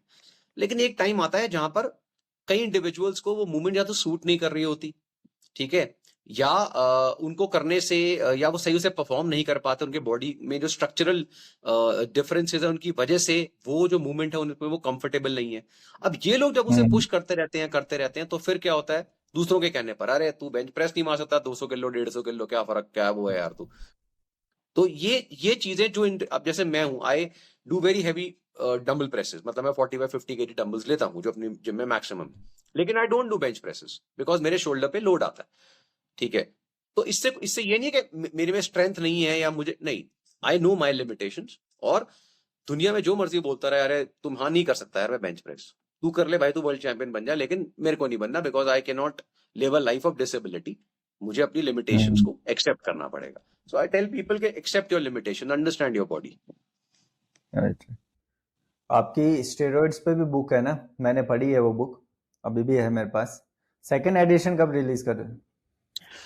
यार मैंने उसको टॉपिक को छोड़ दिया था, उसके बाद ना I was planning to release, लेकिन फिर मैंने उसको बिल्कुल ही बंद कर दिया बिकॉज मेरा फोकस फिर एक डिफरेंट, क्योंकि lot of time needs to be devoted. इसलिए अब तो इनफैक्ट मैंने बुक्स वही करना छोड़ दिया है, नो ऑफलाइन बुक्स। अब तो सारी जो मेरी बुक्स हैं, ऑल ऑनलाइन, सारी ई बुक्स हैं, there are more than I think 80 to 85 e books now. And मैं जो अच्छा। भी टॉपिक करता हूँ उस पर एक शॉर्ट ई बुक कंपाइल करता हूँ and I give it for free. अब मेरी 100% ई बुक्स फ्री है। Anybody who goes to my website वो डाउनलोड नहीं कर सकता, वहीं पढ़ सकता है डायरेक्टली। तो वहां पे अगर वो जाएगा तो मेरी सारी ई बुक्स दी हुई हैं, तो सारी ई बुक्स फ्री हैं, ठीक है। And there are short e books to long 100+ pages की ई बुक्स हैं, सारी फ्री हैं। और अब अभी मैंने 2 और लेटेस्ट डाली हैं, people can study those also, ठीक है। एंड मैं ऑफ जो आई मीन पेपर बैक या hard bound books, hard cover books है, वो मैं नहीं लिखता हूँ अब। I just focus on e books for basic information. Okay. और कुछ बुक्स आप सजेस्ट करना चाहोगे कि अगर किसी को अपनी फिटनेस की या न्यूट्रिशन की नॉलेज बढ़ानी है तो उसके लिए? देखो मैं सबसे पहले तो ये चीज बोलूंगा यार, फॉर मोस्ट पीपल, जैसे न्यूट्रिशन की बात करते हैं, मैं सबको ये बोलूंगा कि stop reading nonsense diet books. जहां पे आपको कोई ऐसी बुक दिखती है ना जिस पर लिखा हो कि okay keto will change your life, या you know this diet and that diet, please उसको कूड़े में फेंक दो। क्योंकि आप लोगों की प्रॉब्लम क्या जाती है, बिना बेसिक समझे या बिना कुछ अंडरस्टैंडिंग के वो सीधा वो वाली बुक्स पे आ जाते हैं जो ऑलरेडी बायस्ड है, राइट। या उसमें उन्होंने स्टोरीज लिखी हुई है rather than research and studies. उन्होंने अपनी मर्जी से एनेक्डोटल एविडेंसेस होते हैं कि मैंने कुछ लेट्स से मैंने ट्रांसफॉर्मेशन कराई किसी की, अब मैं उसमें कोई भी ग्लोरीफाइड स्टोरी बता सकता हूँ कि देखो ये ऐसा हो गया और ऐसे पता नहीं कितने लोग हुए बिकॉज उन्होंने ये डाइट फॉलो करी। This is not research, this is not proof, these are anecdotal evidences, rosy language होती है, ठीक है। इसलिए सबसे पहले suggest start reading text books, proper text books. और इंडियन ऑथर्स की बहुत अच्छी टेक्स्ट बुक्स हैं जो आप पढ़ सकते हैं, न्यूट्रिशन के ऊपर है, फिटनेस के ऊपर भी बहुत सारी बुक्स हैं, लेकिन जनरल फिटनेस पे एज सच कम है। मैं सजेस्ट करूंगा कि जो बेसिक पर्सनल ट्रेनिंग वगैरह की बुक्स आती हैं, जो उनकी कोर्स बुक्स होती हैं अच्छे उनकी, वो आप स्टडी कर सकते हो ताकि बेसिक इन्फॉर्मेशन मिले। उसके बाद फिर आप हर एक टॉपिक में एडवांस बुक्स अवेलेबल हैं, उनको स्टडी करो, लेकिन टेक्स्ट बुक्स वगैरह से मेनली स्टडी करो रादर दैन दीज जो डाइटिशियन और एक्टर एक्ट्रेस, सेलिब्रिटी तो क्या नहीं है ये, एक्टर एक्ट्रेसेस जो हैं, इनकी जो प्रमोटेड बुक्स होती हैं, ठीक है। ये तीसरे दिन कोई अपनी डाइटिशियन को उठा लाते हैं, वो कोई किताब लिख देती है, उस पर इनकी शक्ल छाप देती है और वो बुक सेल करती है 100 रुपए में, जी ये हो जाएगा transformation beauty book and all that. Those are, don't read those books, please study properly पहले अच्छी books, text books, understand nutrition या फिटनेस या strength and conditioning, then start reading these books. कुछ एक बुक्स के नाम जिसके आपको याद हो, बिगिनर्स के लिए, ऐसी कोई जो जर्नी स्टार्ट, या ट्रेनर्स के लिए भी? एक नहीं है, क्योंकि एक नहीं होता है, हर एक फील्ड की बहुत सारी बुक्स हैं और मैं भी डिफरेंट बुक्स से रेफरेंस लेता हूँ, डिफरेंट रिसर्च स्टडी से रेफरेंस लेता हूँ। न्यूट्रिशन में सब इंडियन ऑथर्स हैं, बहुत सारे हैं,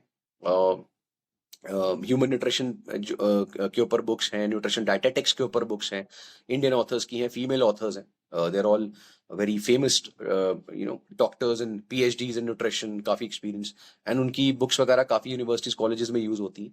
वो आपको Amazon पे मिल जाएंगी, ऐसी कोई वो नहीं है। अगर मैं तो लिस्ट मुझे फिर कंपाइल करनी पड़ेगी कि अच्छा स्ट्रेंथ एंड ओके, कंडीशनिंग में ये बुक्स आप पढ़ चलिए सकते आप हो उसमें। हाँ, अगर एक दो हो तो आप बाद में बता देना, मैं डिस्क्रिप्शन में मेंशन कर दूंगा, तो जिससे भी ठीक अगर है, पढ़नी डन हो तो डन पढ़ डन ओके। डन डन, ठीक है। एंड इसी पे जैसे आपने अभी बात की कि स्टेरॉइड्स वगैरह इन सब पे हमने बात की, तो थोड़ा सा वुमेन्स हेल्थ पे भी आप थोड़ा सा लाइट शेड कर दो।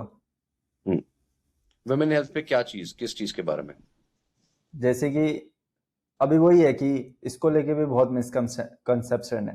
पहला तो जैसे कि स्ट्रेंथ ट्रेनिंग करने से बहुत ज़्यादा मस्कुलर दिखने लग जाती है फीमेल, ये एक बहुत बड़ा क्वेश्चन रहता है हर फीमेल का। और या फिर स्ट्रेंथ ट्रेनिंग करनी है या नहीं करनी है, उससे डाउट रहता है, उससे रिलेटेड डाउट रहता है। डाइट किस तरीके की करनी है, वो कीटो करें या फिर पेलियो करें या फिर इंटरमिटेंट फास्टिंग करें, उससे रिलेटेड। तो वही कि जो भी है फीमेल हेल्थ को लेके, उसमें क्या अप्रोच रहनी चाहिए। पहली चीज तो मैं ये सबसे पहले एक चीज बता दूं, there is nothing called female health and male health. Sexual differences बहुत कम होते हैं, इट्स मोस्टली इंडिविजुअल डिफरेंसेस, ठीक है। फीमेल्स के लिए भी एक्सरसाइज और डाइट जो मेल्स के लिए है वही फीमेल्स के लिए, इनमें कोई डिफरेंस नहीं आता है। हाँ, कुछ हार्मोनल इश्यूज होते हैं, मेनोपॉज वगैरह के टाइमिंग पे हुआ या जब रेगुलर पीरियड्स आपके आ रहे हैं उस टाइम पे इश्यूज हुए, वो अलग चीज आ जाती है। लेकिन उसके अलावा बेंच प्रेस मेल और फीमेल दोनों के लिए बेंच प्रेस है, दोनों में वो सेम मसल को हिट करेगा, दोनों में वो सेम रिजल्ट देगा, फैट लॉस और स्ट्रेंथ गेन। तो इसलिए सारी फीमेल्स को मैं एक चीज बोलता हूं, please start working out just like any other person does. अपने को फीमेल कंसिडर करना बंद करो, पहले ह्यूमन बीइंग कंसिडर करो और बेसिक एक्सरसाइज सीखो। सेम चीज डाइट के साथ आती है। आपकी कल्चरल डिफरेंस प्रेफरेंसेस क्या क्या हैं, आपके टेस्ट बड्स कैसे हैं, आपकी एलर्जी सेंसिटिविटीज क्या हैं, आपकी कैलोरी रिक्वायरमेंट्स कितनी है, उन्हीं के बेसिस पे डिजाइन होता है, चाहे आप फीमेल हो या मेल हो। जितने भी ये फीमेल सेंट्रिक नॉनसेंस चैनल्स खुले हुए हैं, जिनको लगता है कि फीमेल कोई दुनिया का अलग एक प्राणी है जिसके लिए कुछ भगवान ने अलग चीज बना के भेजी है कि ये फीमेल एक्सरसाइज है, female diet, they are 100% wrong. मैंने बताया इंडिविजुअल डिफरेंसेस हो सकते हैं हर ह्यूमन बीइंग में, फीमेल मेल में मेजरली कोई ऐसा डिफरेंस नहीं आता है, ठीक है। हाँ, वो मिथ्स जो है, ये मिथ्स मैंने बताया एवरग्रीन मिथ्स होती है, ये खत्म नहीं होती है, जितनी बार भी क्लियर करो कि फीमेल्स अगर वेट्स उठाएंगी तो उनकी मसल बिल्ड हो जाएगी। मतलब दुनिया कहाँ पहुंच चुकी है यार, हमारी कंट्री में ये मिथ ही खत्म नहीं हो रही। और अब तो सोशल मीडिया पे आपको लाखों वीडियोस मिलेंगी females doing such great strength training. कर तो पहले से रही है, लेकिन अब सोशल मीडिया पे आपको दिख भी रहा है। पता नहीं लोग उनको देखना नहीं चाहते हैं, ठीक है, या उनको वो एक्सेप्ट नहीं करना चाहते हैं, आई डोंट नो। लेकिन for any female weight lifting is extremely beneficial, in fact it should be compulsory. मैंने कितनी बार बोला है कि इस कंट्री में सबसे बड़ा प्रॉब्लम यही है कि people in this country are not overweight और obese, they are under muscled. हमारी कंट्री में स्ट्रेंथ ट्रेनिंग का जो कंसेप्ट था वो हमारे एंसेस्टर, हमारे ग्रैंड पेरेंट्स के टाइम पे था। लोगों को यही चीज मैं कितनी बार बता चुका हूं, मानना नहीं चाहते। अरे हमारे दादाजी कब जिम जाते थे, वो जिम जाते थे बेवकूफ, वो जिम जाते थे। वो जब अखाड़ों उस टाइम जिम जो जगह है, जिम कोई दूसरे प्लेनेट से चीज नहीं आई है। जिम सिर्फ एक जगह है जहां पर जाकर तुम वर्कआउट करते हो, right. Simple, it's a place. उसके अंदर तुम क्या कर रहे हो, जिम्स के अंदर आज की डेट में डांस भी होता है, उसमें योग भी चलता है, उसमें स्ट्रेंथ ट्रेनिंग भी है, उसमें एंड्योरेंस भी हो रही है, उसमें boot camp type different workouts भी हो रहे हैं, बॉडी वेट वर्कआउट्स भी हैं, कैलिस्थेनिक्स भी हो रहा है। तो जिम सिर्फ एक जगह का नाम है, जैसे स्टेडियम होता है, स्टेडियम में डिफरेंट स्पोर्ट्स होते हैं, इसी तरह जिम एक जगह है जहां पर आप मल्टीपल चीजें परफॉर्म करते हो। पहली चीज ये। सेकंड इज के दैट इज आपके ग्रैंड पेरेंट्स, आपके जो दादाजी थे, वो जिम, उस टाइम जिम्स नहीं थे, मतलब ऐसे वाले जिम्स नहीं थे। उस टाइम हमारे अखाड़े हुआ करते थे, वो ओपन एयर जिम्स थे।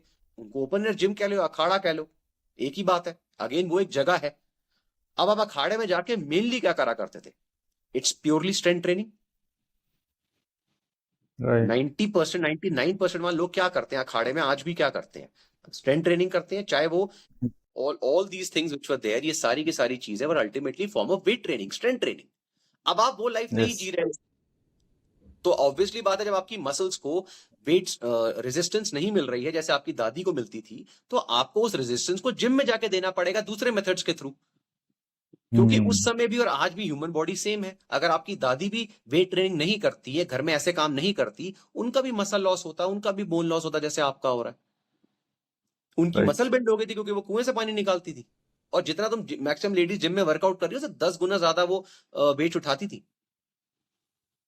लेकिन यहां पर प्रॉब्लम क्या है, हम लोगों को नॉलेज जीरो, इंफॉर्मेशन मिथ्स फैलाई हुई हैं, डराया हुआ है, ठीक है। इसलिए I tell all the females and males, please open your mind, please question, please study. अगर आप डम्ब हो और बेवकूफों की तरह बातें करोगे तो ये कोई वर्च्यू नहीं है, ये आपकी गलती है, आप ही मिस इन्फॉर्म्ड रहोगे। भाई आपको आपको अगर मैं आज बोलूं यार मुझे ना 5 लाख रुपए दे दो, मैं तुम्हें 2 साल के अंदर इसका 1 करोड़ करके दे दूंगा, तुम मेरे पे भरोसा करोगे? नहीं करोगे ना। तुम्हें पता है कि यार ये गलत है, ऐसी ऐसे बहुत लोगों ने बेवकूफ बनाया हुआ है, ऐसा नहीं होता है। इसी तरह फिटनेस में, इसी तरह हर फील्ड में बहुत लोग ऐसे राइट। हैं बेवकूफ बना रहे हैं। इसलिए study, understand your body, ask questions, ठीक है, and then use it, apply करो उसे। तो स्ट्रेंथ ट्रेनिंग सबके लिए ही है, मेल हो फीमेल हो, रिजल्ट या भी आपको उसी हिसाब से सेम ही मिलेंगे, मेल, राइट? ऐसा फीमेल, नहीं है कि बॉडी एल्डरली बिल्डर बन जाओगे। Kids, elderly kids, females, males, pregnant women, strength training is compulsory for everybody. It's a part of human life. Pregnancy में कैसे स्ट्रेंथ ट्रेनिंग को मैनेज कर सकते? प्रेगनेंसी में जब आप, पहले चीज तो प्रेगनेंसी में कोई भी ऐसे अंटिल अनलेस के there is a complication in pregnancy, जहां पर आपको डॉक्टर्स बोलते हैं कि भाई इस टाइप की प्रेगनेंसी में मिसकैरेज का रिस्क बढ़ सकता है, तो आपको ये चीजें नहीं करनी है या बेड रेस्ट ज्यादा लेना है, वो केस अलग है। लेकिन अगर आप नॉर्मल प्रेगनेंसी में हो तो weight training is one of the best ways to keep fit, have a painless, मतलब पेनलेस तो नहीं होगी लेकिन have a more comfortable pregnancy, have your stronger, आपकी जो पेल्विक मसल्स हैं, आपकी जो लोअर बॉडी मसल्स हैं, एब्डोमिनल मसल्स हैं, इन्हें स्ट्रेंथन करना, ये सारी चीजें बहुत इंपॉर्टेंट होती हैं। आप ओवरवेट नहीं होगे during pregnancy, access weight gain नहीं होगा, जेस्टेशनल डायबिटीज की प्रॉब्लम सेटन होने के चांसेस कम हो जाते हैं। तो बहुत सारे बेनिफिट्स हैं। और अगर आप just check on YouTube, you will have thousands of videos of pregnant women doing weight training. सिर्फ कुछ प्रिकॉशंस होती है कि किस कौन सी वेट ट्रेनिंग्स कुछ है जो नहीं करनी होती, उस समय काउंटर प्रोडक्टिव होती है। लेकिन उसके अलावा weight training is one of the best ways to exercise during pregnancy. It's excellent for females in pregnant women में। तो ओके। सप्लीमेंटेशन पे, मतलब आपके ऑलरेडी बहुत सारे वीडियो है सप्लीमेंट पे, लेकिन फिर भी जैसे वही रेगुलर आदमी का एग्जांपल ले लेते हैं जो फिट होना चाहता है, तो उसको सप्लीमेंट कितना नेसेसरी और किस तरीके के सप्लीमेंट है जो सही में बेनिफिट कर सकते हैं, उसकी लाइफ में कोई ऐसा पॉजिटिव बदलाव ला सकते हैं, चेंज ला सकते हैं, यार हेल्प कर हजारों सकते हैं या फिर गोल अचीव? हजारों सप्लीमेंट्स और ऐसे बहुत सारे इंडिविजुअल्स हैं जिनकी लाइफ में सप्लीमेंट्स और उनके थ्रू, देखो अगेन वही वाली बात होती है कि हमें चीजों को समझना कैसे, उन्हें एक्सेप्ट कैसे करना है। अगर मैं बोलूँ अरे यार मेरे दादाजी के टाइम पे तो ये नहीं होता था, या उनके उनसे पहले तो हमारे नहीं खाते थे, पहले चीज तो आपको कुछ नहीं पता वो क्या खाते थे और क्या नहीं खाते थे। और सेकंड, वो जिस जमाने में जीते थे, जिस तरह की प्योरिटी वाला फूड उनके पास था, जिस तरह का क्लीन एनवायरनमेंट था, जिस तरह उनका लाइफस्टाइल है, आप उसके 10% भी आसपास नहीं हो। ओवर द ईयर्स एनवायरमेंटल जो डैमेज हमने किया है, जो सॉइल में न्यूट्रिशन इतना डेफिशिएंट हो चुका है, जो हमारे लाइफस्टाइल हैबिट्स है, जो हमारे खाने की हैबिट्स हैं, जो क्वालिटी ऑफ फूड बाहर मिल रहा है, उसकी वजह से न्यूट्रिशन आ ही नहीं रहा है बॉडी में, बहुत ही लिमिटेड। और ये चीज कोई मैं नहीं कह रहा हूं, कितनी स्टडीज, कितने सर्वेज, कितनी पॉपुलेशन स्टडीज हुई, उनमें यही चीज पाई गई है। अभी जब इंडियन उस पर स्टडीज हुई, दे फाउंड कि 73% इंडियन रिच अर्बन इंडियंस, जिनके पास पैसे की कमी नहीं है, जो सिटीज में रह रहे हैं, वो भी प्रोटीन डेफिशिएंट है। 93% इंडियंस को ये भी नहीं पता हमारे को प्रोटीन चाहिए कितना। तो अब आप मुझे बताओ, इस टाइम पे एक हाई क्वालिटी सप्लीमेंट अगर बेसिक अपनी लाइफ में आप ऐड कर लो, आपकी टेंशन खत्म। लेकिन हमारे यहाँ क्या प्रॉब्लम होती है कि एक तो, अच्छा वर्ल्ड ओवर ये ऑलरेडी हो रहा है, you go to any other country, maximum doctors are advising you good supplements. In fact Indian doctors ही आधे से ज्यादा जो आपको पर्चियों पे लिख के देते हैं ना, कोई पढ़ता नहीं है उनमें, 80% तो सप्लीमेंट्स हैं। मैक्सिमम लोग अगर अपने प्रिस्क्रिप्शन चेक करें, उसमें दवाइयां होंगी 20-30%, बाकी एक मल्टीविटामिन होगा, एक प्रोबायोटिक सप्लीमेंट दे देंगे, कोई थर्ड ग्रेड सा प्रोटीन केमिस्ट है जिनको कमीशन मिल रही है वो वाला दे देंगे, ठीक है। लेकिन वो सारे सप्लीमेंट ही दे रहे हैं, लेकिन डॉक्टर लिख के दे रहा है घटिया क्वालिटी सप्लीमेंट तो वो एक्सेप्टेबल है, लेकिन उससे 10 गुना बेटर हाई क्वालिटी सप्लीमेंट अगर है, हम वो नहीं लेंगे। इनको आप जिन पर्टिकुलर सप्लीमेंट्स, फॉर एग्जांपल कुछ सप्लीमेंट्स आप जैसे बेसिक वे प्रोटीन्स हुए या मल्टीविटामिन्स हुए, even if you don't take multivitamins तो विटामिन मिनरल्स होते हैं, कुछ और भी स्पेसिफिक सप्लीमेंट्स होते हैं, एंटीऑक्सीडेंट्स वगैरह होते हैं। जैसे अभी देखो पीछे आया है बॉटल्स, तो basic giloy, neem, they are all form of, इनको सबको सप्लीमेंट ही कहते हैं। ये कोई और सप्लीमेंट वर्ड का मतलब होता है डाइट के एडिशनल। अब हर एक की अपनी अपनी रिक्वायरमेंट्स है कि यार मुझे ये प्रॉब्लम है तो आपके लिए ये स्पेसिफिक सप्लीमेंट है, मुझे ये इशू है तो आपके लिए ये है।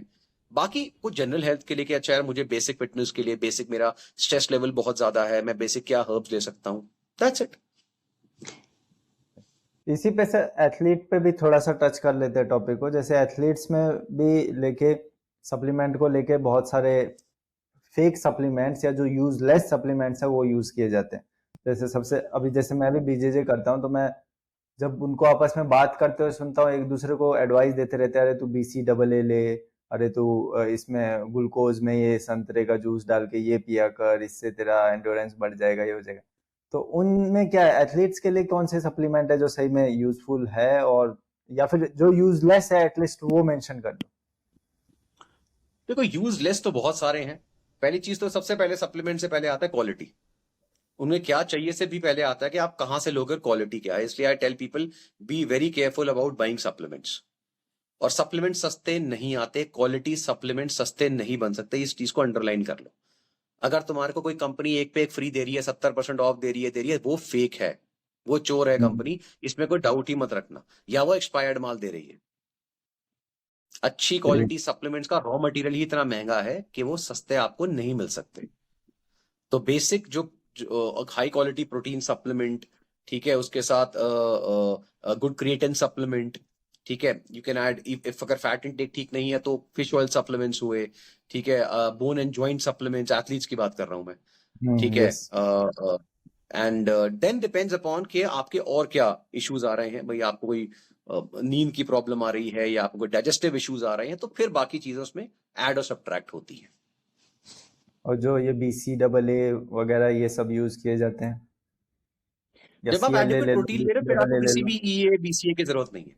अगर आपकी बॉडी में प्रोटीन इंटेक सप्लीमेंट और फूड दोनों से एडिक्वेट जा रहा है, then you do not need any BCA और ईए, ये सिर्फ मार्केटिंग है। ओके। और एथलीट्स को स्ट्रेंथ ट्रेनिंग की क्या जरूरत है?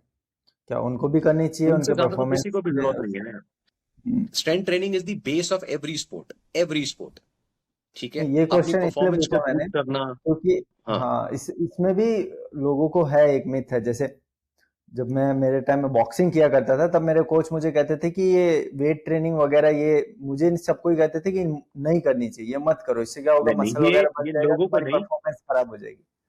हाँ हाँ, ये मैं बहुत समय से सुन रहा हूँ, डिकेड्स हो गए सुनते हो। और ये लोगों को हाँ, नहीं है मिथ, ये इंडिया में मिथ है। इंडियन पिछड़े हुए कोचेस को ये मिथ है, ठीक है। और राइट। उन्हीं की वजह से हम इंटरनेशनली कहीं परफॉर्म नहीं कर पाते। अब जो भी आपके टॉप इंटरनेशनल एथलीट्स परफॉर्म कर रहे हैं, वो सारे के सारे इसलिए कर पा रहे हैं क्योंकि उनके पास टॉप क्लास स्ट्रेंथ कोचेस हैं।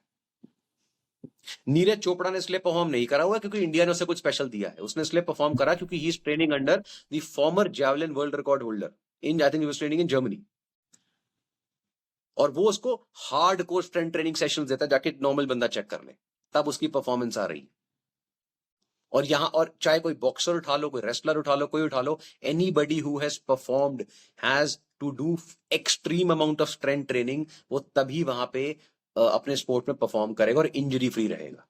और ये आई डोंट नो अभी भी क्यों, आई थिंक ये तो अब तक तो बस हो जानी चाहिए थी मिथ्स, लेकिन अनफॉर्चुनेटली हमारे कोचेस शायद 1970-80 से ऊपर ही नहीं आ पाए हैं, तभी वो आज भी कुछ लोग ऐसी बातें कर रहे होते हैं। राइट। और एक इंडियन डाइट को लेके भी ऐसा है कि इंडियन डाइट खराब है। तो रिसेंटली जैसे एक वीडियो देख रहा था मैं, और अभी ये अपने इंडियंस की बात नहीं कर रहा, बाहर वाले जो इन्फ्लुएंसर्स है, फिटनेस इन्फ्लुएंसर्स या ऐसे डॉक्टर है जो फिटनेस पे एडवाइस देते हैं उस तरीके के, तो एक person he, I think, I don't know, वो बाहर का सेलिब्रिटी ट्रेनर है आई थिंक, तो वो बोल रहा था, नहीं, yes, he is a doctor और वो कीटो को बहुत प्रमोट करता है। आई थिंक आपको पता भी होगा, यूट्यूब पे काफी फेमस है। तो उसका मुझे सजेशन में ऐसी रील लगी थी, एंड ही वाज सेइंग कि इंडियन डाइट में स्टार्च बहुत ज्यादा है, इसलिए इंडियन लोगों का पेट बहुत ज्यादा बढ़ता है। और ये एक By the way, सबसे बड़ी बात है। starch is one of the best form of prebiotics for somebody who has not studied. It's hmm excellent for your health, excellent for your gut health, microbiome के लिए बहुत healthy होता है starch. Number one. Second, देखो वही वाली बात होगी ना, मैंने क्या करा, मैंने आपको अमेरिका की एक वीडियो दिखाई जहां पर अमेरिका में ना बहुत क्राइम है, वहां पे बहुत बुरी हालत है, वो आपको दिखाते नहीं है। ठीक है, वो जो ग्लोरिफाइड साइड right, दिखाता है अमेरिका का, वो उनका 20% है, बाकी सारा उसकी जो बुरी हालत है वो आपको नहीं दिखाएंगे।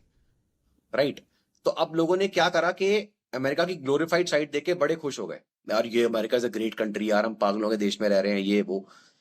लेकिन जब वो अमेरिका गए या उधर उधर कनाडा गए या कहीं और गए, तब उन्हें पता लगा नहीं यार, कुछ पार्ट जो सही है वो सही है, बाकी बहुत बुरी हालत भी है जिसको ये लोग छुपाते हैं।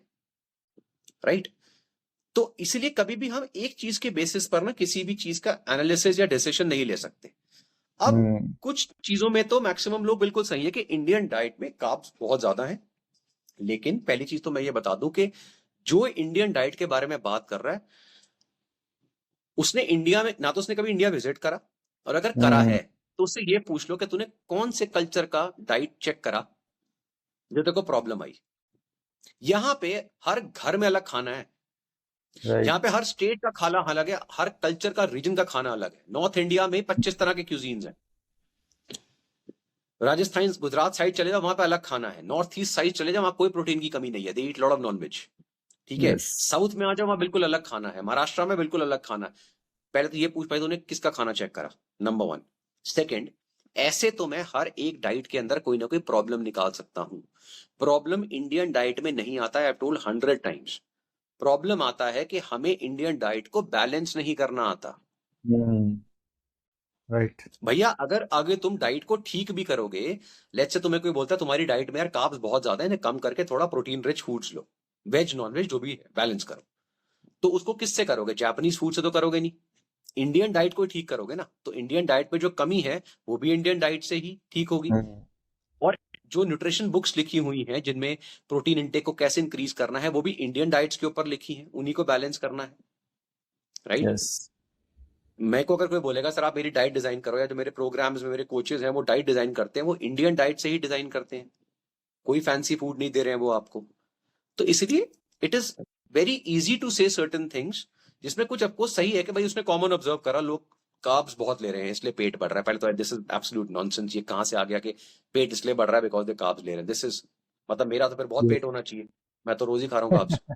This is not how it is यार, इट इज तुमने क्या करा है कंट्री के बारे में, हाँ तुमने ऑब्जर्व करा लिमिटेड अपनी विजन से जितना तुम्हें पता था। जैसे पिक्चरों में क्या दिखाते हैं आज भी, कुछ अंग्रेजों को क्या लगता है कि यार इंडिया में ना हाथी और सांप ही घूम रहे होंगे जगह जगह, यस, सारे सपेरे हाँ, हैं। लगता है ना, उनको यही लगता है। उनको राइट, ये लगता है ना। है, राइट, खुद चाहे पिछड़े हुए जगह पे रह रहे हो, जिस समय हमारी जो कल्चर था which was the richest culture in the world, world की फाइनेस्ट यूनिवर्सिटी थी, ये साले जंगल में रहते थे। ठीक है, इनको ये लगता है कि मतलब Indians because they have no exposure. तो इसी तरह सोशल मीडिया पे Indians eat lot of starch, इसलिए इंडियंस का पेट बढ़ा हुआ है। रियली कौन सी स्टडी है भाई ये? तूने कोई स्टडी करी, कोई रिसर्च पेपर है ऐसा? नो डाउट्स इंडियन की कार्ब्स डाइट में कार्ब्स रिच है, लेकिन इंडियन डाइट में प्रोटीन को भी एडिक्वेटली बैलेंस करा जा सकता है, उसको न्यूट्रिशनल नॉलेज कहते हैं। जैसे अमेरिकन डाइट में जानवरों की तरह ये लोग मीट मीट मीट खाते रहते हैं, और आधे से ज्यादा लोग पेट की प्रॉब्लम से सफर कर रहे हैं। चेक वहां पे कितने लोग कॉन्स्टिपेशन और आईबीएस के इश्यूज हैं, कितने लोगों को गट इश्यूज हैं। आधी से ज्यादा इनकी जनता जो है ना वो जंक फूड पे लीटरों के हिसाब से कोक पीती है, वो बताते हैं ये लोग। इनसे ये पूछो तुम्हारी कल्चरल डाइट क्या है बताओ, पूछो कौन से मैकडोनल्ड, कल्चर की डाइट वो करते हो। सारा बेवकूफों वाली डाइटें कहां से आती है? अमेरिका से आती है। क्यों? क्योंकि खुद की डाइट है ही नहीं कोई।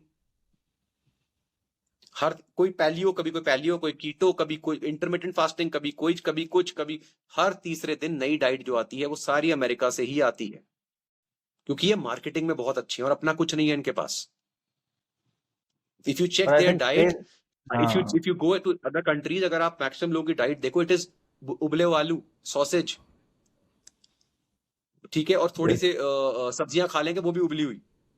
And you are trying to compete with Indian cuisine. तुम्हारी 100 पुश्ते नहीं कर सकती यार, इतना रिच क्यूजीन है। इसलिए तुम लोगों को ये बोलना चाहिए यार इंडियन क्यूजीन में कार्ब्स बहुत रिच है, लेकिन आप लोगों को बैलेंस करना चाहिए, इस तरह से बैलेंस कर सकते हो। ये तो बायसेस होते हैं यार कि इंडियंस जो है उन्हें पता नहीं है, दिस इज ऑल वो यार। इनसे 1000 गुना बेटर, बाय द वे बता दूं, डॉक्टर्स आर सिटिंग जो इन्हीं की कंट्री में इनसे ज्यादा 10 गुना क्वालिफाइड है, वो इंडियंस ही है। So it is hmm. Not about Indian diet और अमेरिकन डाइट और any diet, it is about having a balance form of nutrition. किसी भी कल्चर में बैलेंस न्यूट्रिशन की जरूरत होती है, it's as simple as that.